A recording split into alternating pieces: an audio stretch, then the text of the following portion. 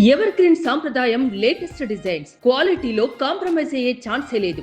Ambati silks Vijayawada.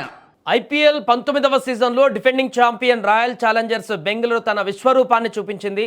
ఈ సీజన్లో అద్భుతమైన ఆట తీరుతో దూసుకుపోతున్న ఆర్సీబీ ఆదివారం నాటి ఉత్కంఠ పోరులో పంజాబ్ కింగ్స్ పైన 23 పరుగుల తేడాతో ఘన విజయం సాధించింది. ఈ విజయంతో ఇంకా ఒక మ్యాచ్ మిగిలి ఉండగానే 18 పాయింట్లతో మొట్టమొదటిగా క్వాలిఫై అయినటువంటి జట్టుగా నిలిచింది. ఈ సీజన్లో టేబుల్ టాప్లో నిలిచిన బెంగళూరు ఈ సీజన్లో అధికారికంగా ప్లే ఆఫ్స్కు అర్హత సాధించిన తొలి జట్టుగా రికార్డు సృష్టించింది. ఒకవైపు బెంగళూరు హ్యాట్రిక్ విజయాలతో పండగ చేసుకుంటుంటే మరోవైపు టోర్నమెంటు ప్రారంభంలో వరుస విజయాలతో దూసుకువెళ్లిన శ్రేయస్ సేన ఇప్పుడు వరుస ఓటములతో ప్లే ఆఫ్స్ అవకాశాలను పూర్తిగా సంక్లిష్టం చేసుకుంది.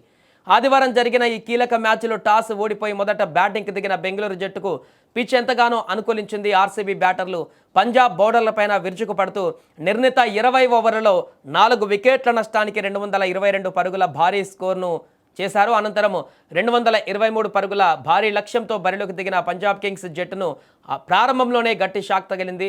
కీలక వికెట్లను వరుసగా కోల్పోవడంతో పంజాబ్ కోలుకోలేకపోయింది. శ్రేయస్ అయ్యర్ కెప్టెన్సీలోని పంజాబ్ జట్టు నిర్ణీత 20 ఓవర్లలో 8 వికెట్ల నష్టానికి 199 పరుగులు మాత్రమే చేయగలిగింది. ఫలితంగా ఆర్సీబీ 23 పరుగుల తేడాతో ఘన విజయాన్ని తన ఖాతాలో వేసుకుంది. టోర్నమెంటు ప్రారంభంలో వరుసగా 6 విజయాలతో టేబుల్ టాపర్గా నిలిచిన పంజాబ్ కింగ్స్ ఆ తర్వాత అనూహ్యంగా పరాజయాలకు కేర్ ఆఫ్ అడ్రస్గా మారింది.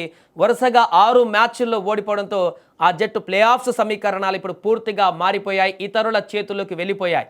ప్రస్తుతం పంజాబ్ కింగ్స్ 13 మ్యాచ్లలో 6 విజయాలు, 1 మ్యాచ్ డ్రాతో పాయింట్ టేబుల్స్లో 4వ స్థానంలో కొనసాగుతుంది. పంజాబ్ తన చివరి మ్యాచ్లో తప్పనిసరిగా గెలవాల్సి ఉంటుంది. అప్పుడు ఆ జట్టుకు 15 పాయింట్లు వస్తాయి. కేవలం గెలిస్తే సరిపోదు, 4వ స్థానం కోసం పోటీ పడుతున్న ఇతర జట్ల సమీకరణాలు కూడా పంజాబ్కు కలిసి రావాలి.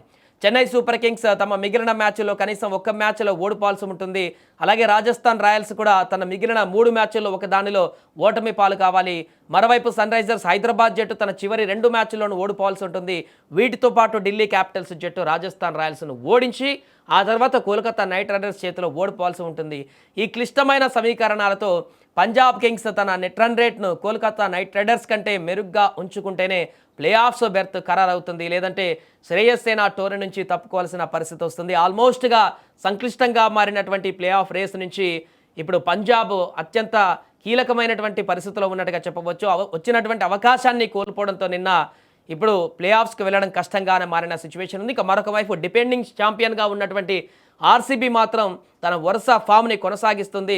గత సీజన్లో ఛాంపియన్గా మారినటువంటి ఆర్సీబీ అదే రకమైనటువంటి ప్రదర్శనతో ఈ సీజన్లో కూడా దూసుకుపోతుంది. మొట్టమొదట క్వాలిఫై అయినటువంటి జట్టుగా ఈ సీజన్లో నిలిచింది. దీంతో ఇంకొక మ్యాచ్ మిగిలి ఉండగానే ఆర్సీబీ టేబుల్ టాపర్గా నిలిచింది.